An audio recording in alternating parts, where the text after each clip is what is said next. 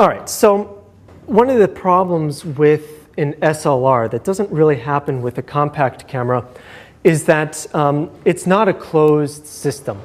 If you remember, there's a variety of things that are moving around over here. So if you remember, this is that mirror that folds up.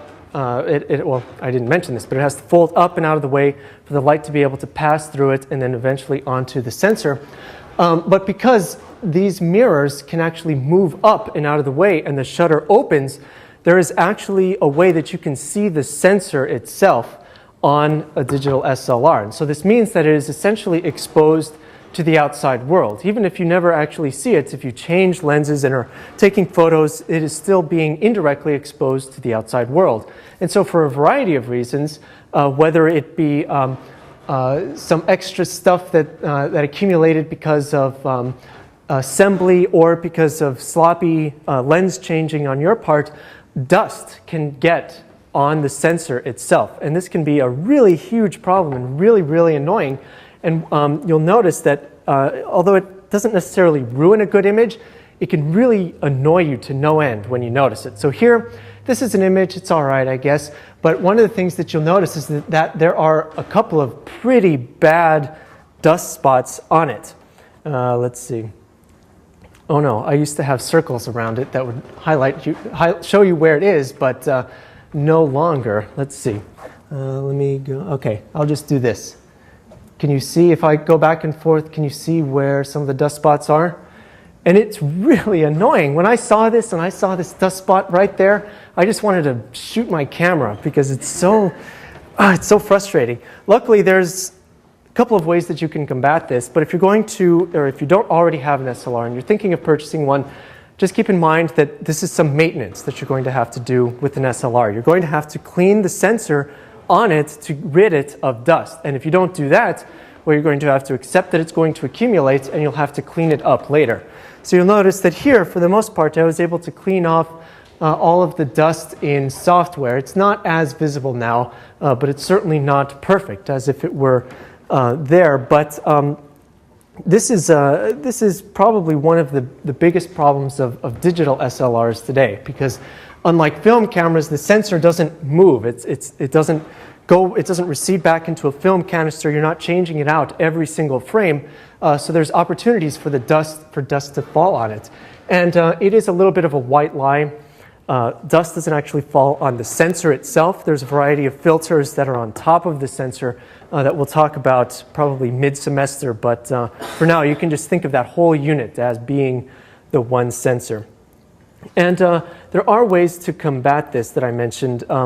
You can use, so the old school way of doing it was actually to have basically a brush, and it honestly looks like a paintbrush, but I'm going to recommend that you don't go to Home Depot and buy any old paintbrush and assume that you can just whisk away the dust on your sensor, because that will be a very, very bad thing, mostly because oh man, this is going to be very anticlimactic if I can't get this off. Mostly because those bristles are not designed to stay on the brush very well. And so they could eventually come loose, and having a big bristle on top of your sensor is a lot worse than having just a little speck of dust. So this basically is what's called a sensor brush, and this was an overpriced brush, really, that you spray some air through to statically charge it. I'm not sure I ever actually believed this, but you spray some air through it to statically charge it, and it's supposed to attract dust away from the sensor as you basically brush the sensor itself and clean the sensor of dust. There are now newer technologies. I believe this particular product is from a company called Visible Dust, and they now have actually limited their products to not just sensor brushes, or they've limited their range of sensor brushes to be very, very minimal. And they now have some really fancy, very expensive brush hybrid combinations, something or other, that are actually supposed to do a better job. But actually, I've never even bothered testing or seeing if that's true. But I will caution that using liquid of any kind on your sensors, even something like alcohol or something like that, is probably not the best idea, because you don't want that getting around the sensor and into the electronics itself. Some people will say, oh, it's perfectly fine, nothing will happen, and that may be true, but that's not something that I'm going to test for myself. And on just about every camera, on every digital SLR, there's an option that you can't read because the screen is abnormally small, called Sensor Clean. And when you select this, all it does, oops, I didn't select. All it does is you hear the mirror flip up, and it just exposes the sensor underneath. So now, right now, if one of you were to, what are they called? Throw a spit wad into my camera, I'd be a little angry at you. But it essentially is just exposing the sensor to the world right now. And this is one of the reasons why dust is such a problem, and it certainly will be as soon as I close the shutter, is that it's just out there. It's just exposed. But remember that I mentioned that there was a mirror in front of the sensor here. And part of the reason that you hear that shutter click is that this mirror has to move up and out of the way before the sensor can actually be shown. Ooh, I actually have a video of this in super slow-mo, and I hope I remember to bring it. If not, okay, I will get it. All right, I'll probably have to show it to you after the break, but it's this really cool. Somebody actually recorded what happens in an SLR in super slow-mo when a photo is taken and the mirror moves up and out of the way. But in the meantime, while this is downloading from my other computer, you will also notice that one of the things that an SLR also has that I didn't really mention in that simplified overview of the SLR body is that there is a secondary mirror behind the primary.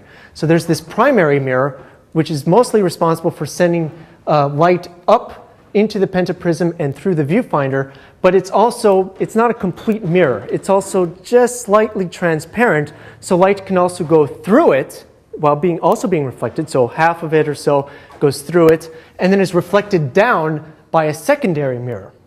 And this is what allows us to get exposure or to do autofocus.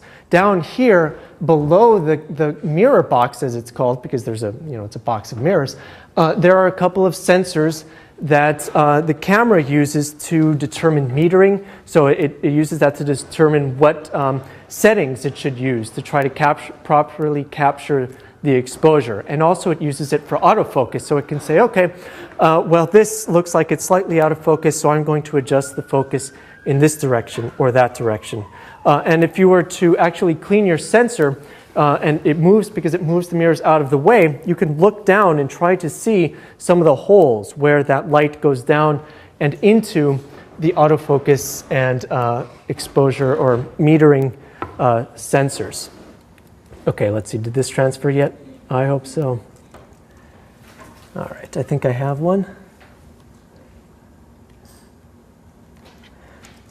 All right, okay, so we have here, I actually have a couple of videos. So first I'll show you one just as a representative example from my camera. And we're going to be looking at a couple of things here. But first of all, this is just a generic digital camera. You'll notice that they've removed the lens so you can actually see the mirror.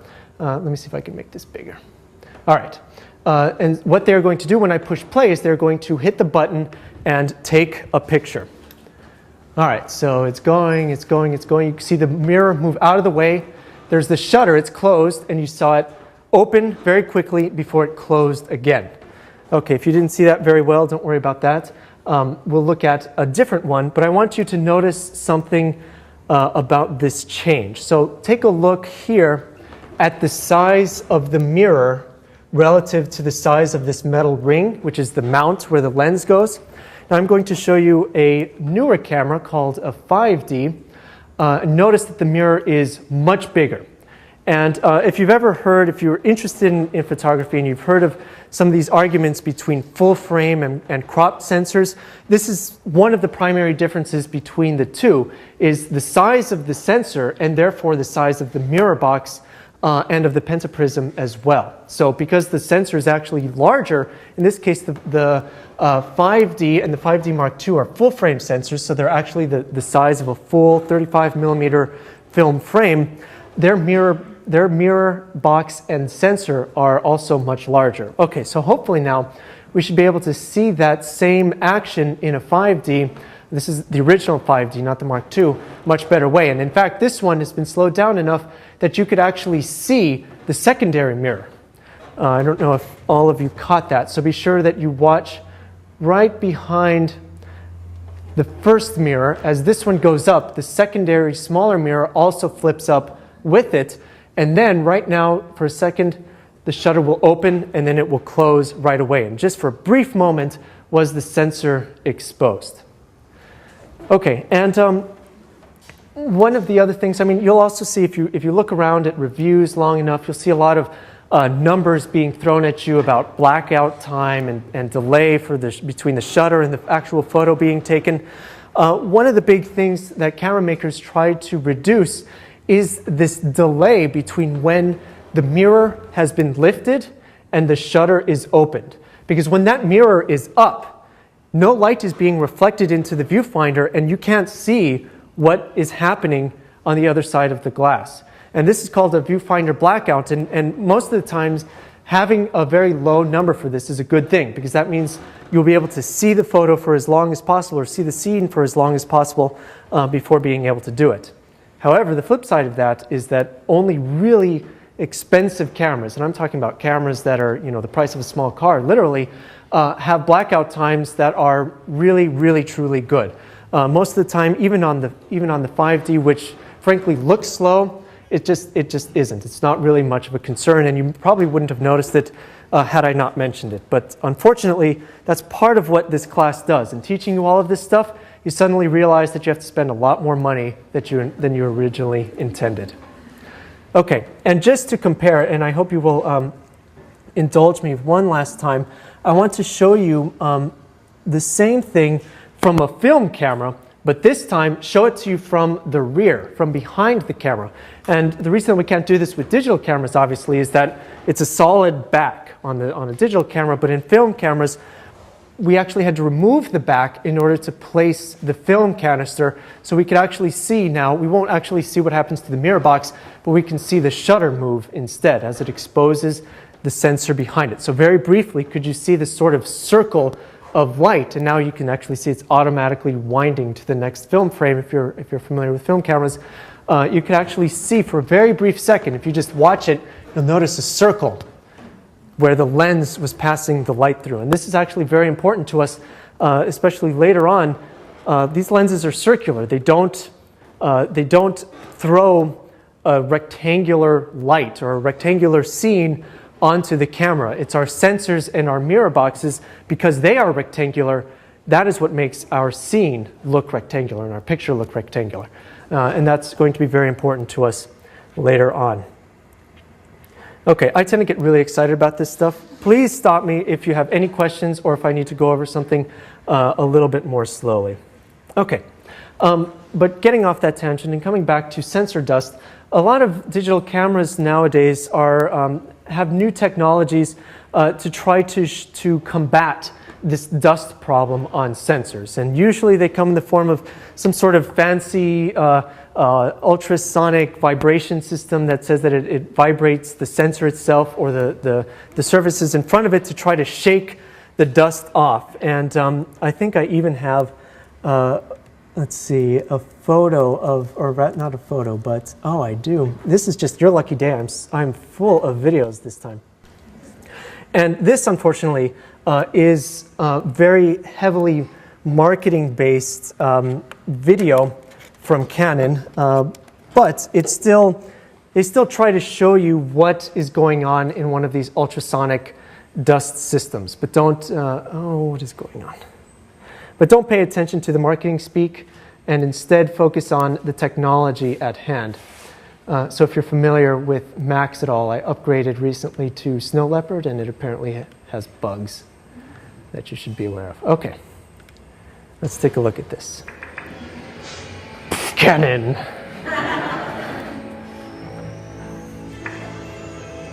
Dust adhering to the sensor of a digital SLR camera may have entered the camera from outside during lens replacement, or it may have been generated inside the camera. When dust adheres to the filter on the front surface of the sensor unit, its shadow appears on the photo.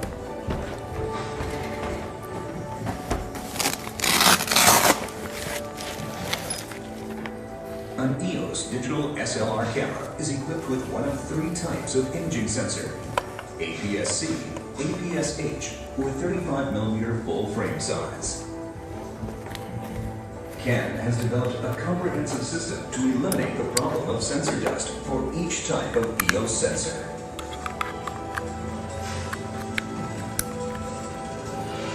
The solution is the innovative EOS integrated cleaning system.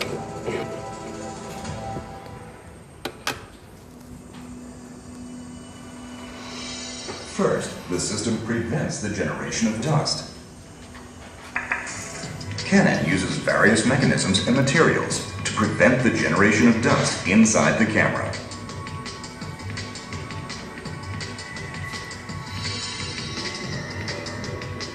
Second, the system prevents the adhesion of dust.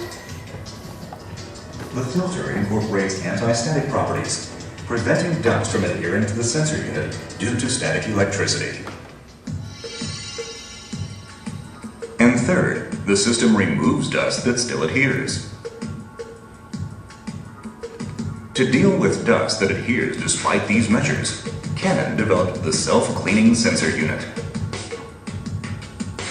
Ultrasonic waves vibrate the filter on the front of the sensor to shake off the adhered dust. This unique Canon system requires minimal space because a special filter is not necessary, allowing the camera's compact size to be maintained. The self-cleaning sensor unit operates automatically whenever the power is turned on or off. But even when it is operating, priority shifts to shooting mode when you press the shutter button, so you never miss a photo opportunity. Okay, anyway.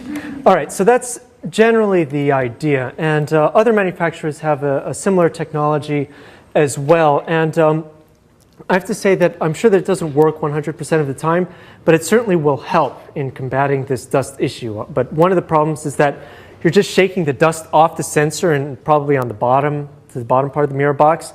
And if you move around your camera, it's probably just going to get back on the sensor anyway. So you're probably going to have to worry about cleaning it eventually anyway, despite these mechanisms that these cameras have.